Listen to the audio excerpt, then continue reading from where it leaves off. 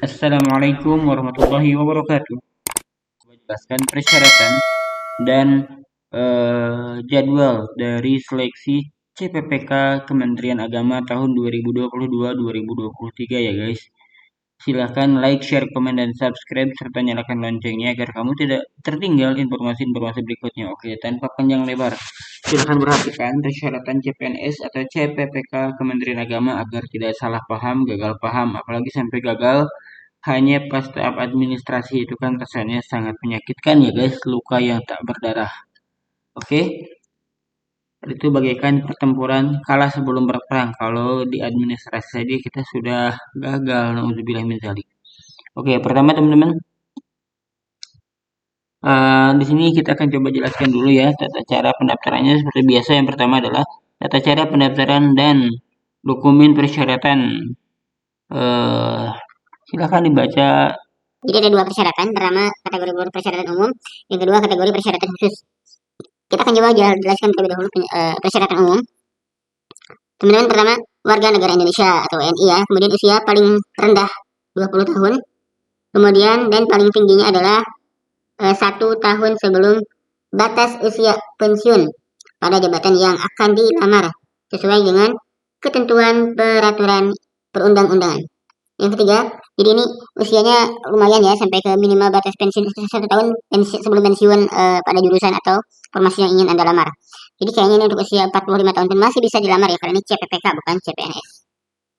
Yang kedua adalah tidak pernah dipidana ya, tidak pernah dipidana dengan pidana penjara berdasarkan putusan pengadilan yang sudah mempunyai kekuatan hukum tetap.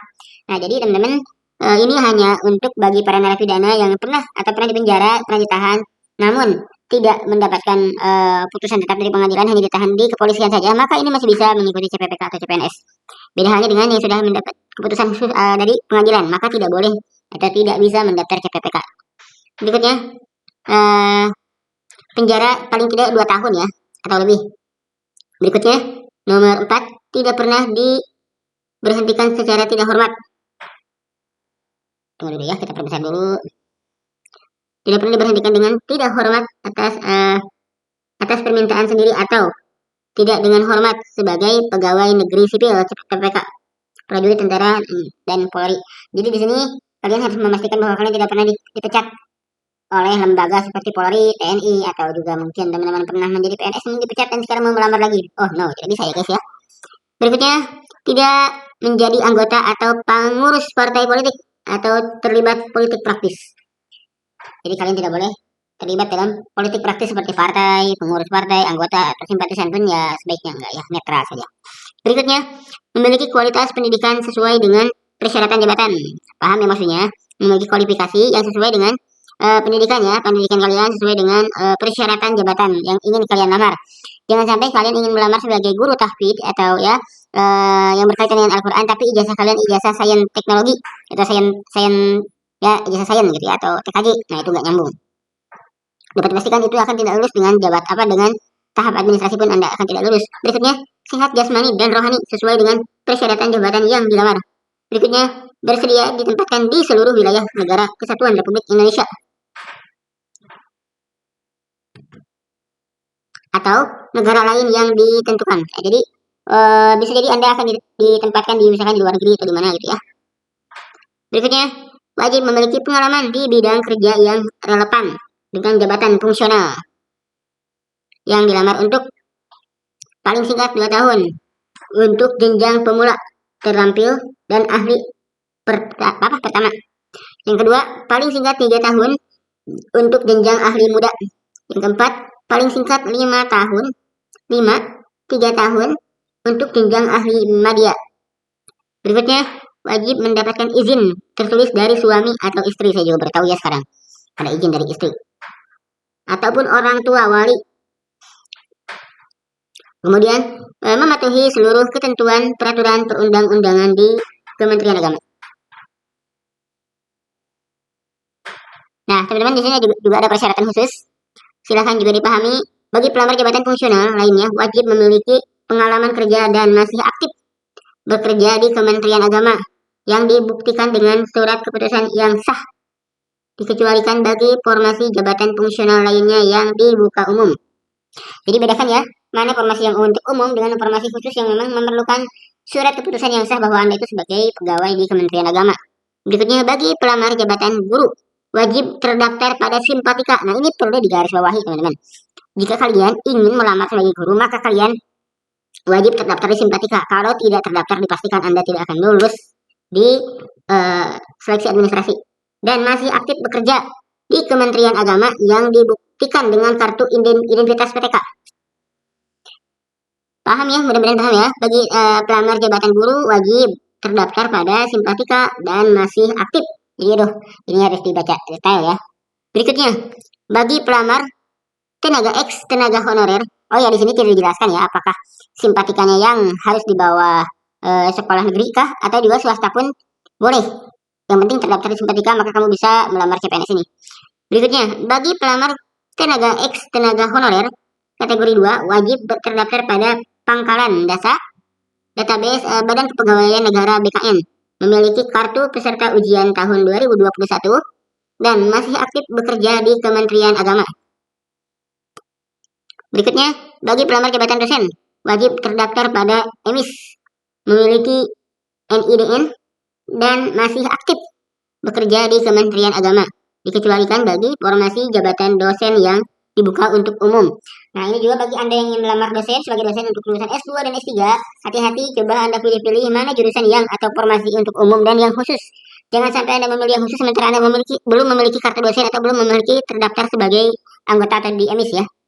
Berikutnya, bagi pelamar jabatan penyuluhan agama wajib terdaftar pada IPA ya, EPA dan masih aktif bekerja di Kementerian Agama. Bagi pelamar jabatan penyuluh, nah paham ya, penyuluh agama ya. Berikutnya, bagi pelamar formasi jabatan fungsional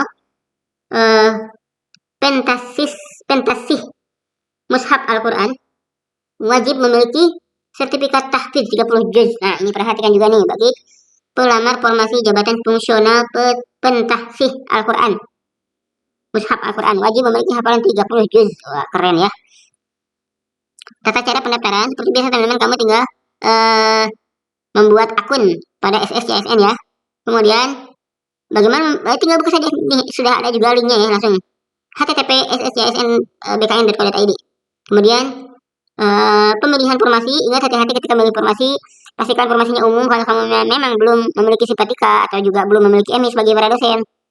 Kemudian teman-teman juga pastikan ada memiliki dokumen-dokumen sebagai berikut. Yang pertama, asli pas foto formal terbaru berlatar belakang berwarna merah nih teman-teman, awas hati-hati ya. Jangan asal jepret foto tanpa diedit latar belakangnya. Kemudian kartu asli ya, asli kartu tanda penduduk atau KTP ya. Bagi yang tidak memiliki KTP, membuat surat keterangan dari Disdukcapil masing-masing. Kemudian asli ijazah sesuai dengan kualifikasi ya, pendidikan yang dipersyaratkan bagi lulusan perguruan tinggi luar negeri atau lembaga pendidikan luar negeri. Harus disertai dengan asli surat keputusan penetapan dan penyetaraan dari kementerian yang menyelenggarakan urusan pemerintah di bidang pendidikan tinggi.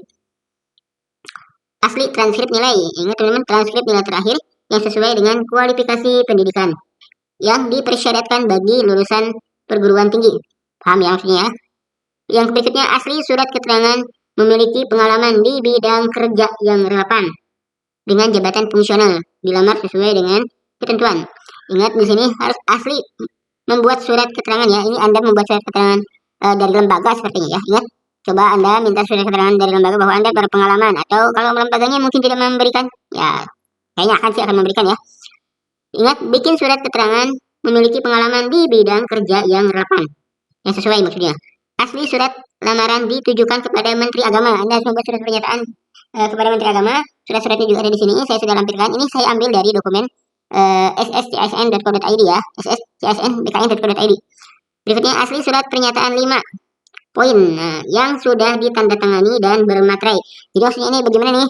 Anda cetak dulu, isi dulu formatnya, kemudian Anda cetak atau print out, kemudian Anda tanda tangani di atas materai 10.000, kemudian kamu scan kembali dan masukkan ke link SSCSN sesuai dengan persyaratan yang Anda lamar. Asli surat pernyataan bebas narkoba yang sudah ditandatangani dan bermaterai RP 10.000. contoh terlampir. Nah, jadi teman-teman Anda ini maksudnya bukan dari Badan Narkotika ya, atau bukan dari BNN, tapi Anda buat sendiri nih.